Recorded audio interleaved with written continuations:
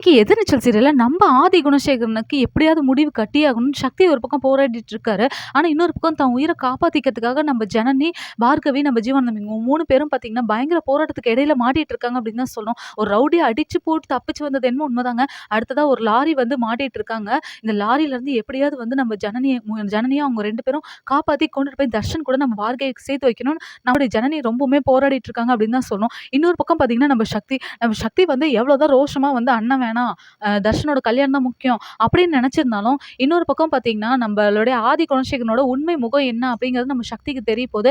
ஆமாங்க, சொத்து பத்தி நம்ம சக்தி ஏதோ ஒரு விஷயத்துக்காக போனதுக்காக, இப்ப சொத்து பிரச்சனைக்காக இழுத்து விட போறாரு.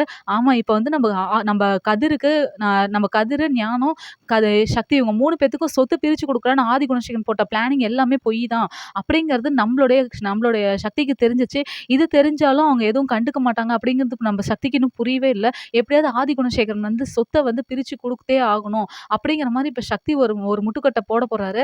ஆதி குணசேகரன் கிட்ட இருந்து சொத்த புடுங்க போறாரு அப்படின்னு தான் சொல்லணும். இந்த கேஸ வச்சு நான் எப்படியாவது தர்ஷனோட கல்யாணத்த நான் நிறுத்த போறேன் அப்படிங்கிற மாரி சக்தி ஒரு பிளான் பண்ணா சீரியல் பார்க்கவே இன்னும் கொஞ்சம் இன்ட்ரெஸ்ட்டா இருக்கும் அப்படின்னு தாங்க சொல்லணும். அது மட்டும் இல்லாம நம்ம ஜீவானந்தம் இப்ப வந்து ஒரு ஸ்மார்ட்டா யோசிக்க போறாரு. அது என்ன அப்படின்னு பார்த்தீங்கன்னா, வண்டியிலருந்து நாங்க நாங்க நம்ப எல்லாருமே வந்து ஓரமா நின்னுக்கலாம். ஏன்னா இப்ப அந்த லாரி நம்மள குறி வச்சு தான் வந்துட்டுருக்கு அப்படின்னு சொல்லிட்டு இருக்காரு. கண்டிப்பா இப்ப வண்டிய நிறுத்திட்டு எல்லாம் 3 பேரும் ஒரு ஒரு பக்கம் தெரிச்சு ஓட தான் போறாங்க.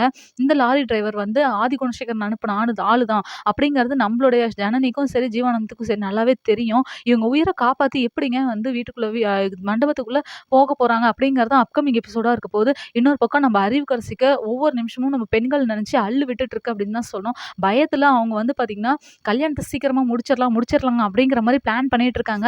ஆனா கண்டிப்பா ஆதி குணசேகரனோட வரட்டு கௌரவத்தால சீக்கிரமா கல்யாணத்த பண்ணவே விடமாட்டாங்க அப்படின்னு தான் சொல்லணும். நம்ம ஆதி குணசேகரன் இதே மாரி இழுத்துக்கிட்டே இருந்தாருன்னா, தர்ஷன் வந்து சீக்கிரமா தப்பிச்சு வந்து பார்கவி கழுத்துல தாலி கட்ட தான் போறாங்க. நம்மளுடைய அன்புக்கரசிக்கும், அறிவுக்கரசிக்கும் அது பெரிய பல்பா தான் இருக்க போது. அறிவுக்கரசி தான் ஒரு பயங்கரமான ரவுடி. இந்த அன்புக்கரசி வந்து எல்லாம் ஒரு பாப்பா மாரி இருந்துகிட்டு, அதெல்லாம் வந்து பாத்தீங்கன்னா, ஒரு நல்லது, கெட்டது எதுவுமே தெரியல. ஆனா இருந்தாலும் வந்து பாத்தீங்கன்னா, நம்ம அறிவுக்கரசி அக்கா சொல்றதெல்லாம் கரெக்ட் தான் அப்படிங்கிற மாரி தலையாட்டிட்டே இருக்கு. இதெல்லாம் கண்டிப்பா அதுக்கு பெரிய ஏமாற்றத்த தான் குடுக்க போது. நம்ம அறிவுக்கரசி இப்ப பயங்கரமா ஒரு பல்ப் வாங்கிட்டு நிக்க போறாங்க. இந்த வீடியோ வச்சு ஆதி குணசேகரனுக்கே ஆட்டம் கட்ட போறாங்க அப்படின்னு தான் சொல்லணும். என்ன நடக்குது அப்படிங்கிறத வெயிட் பண்ணி பார்க்கலாம்.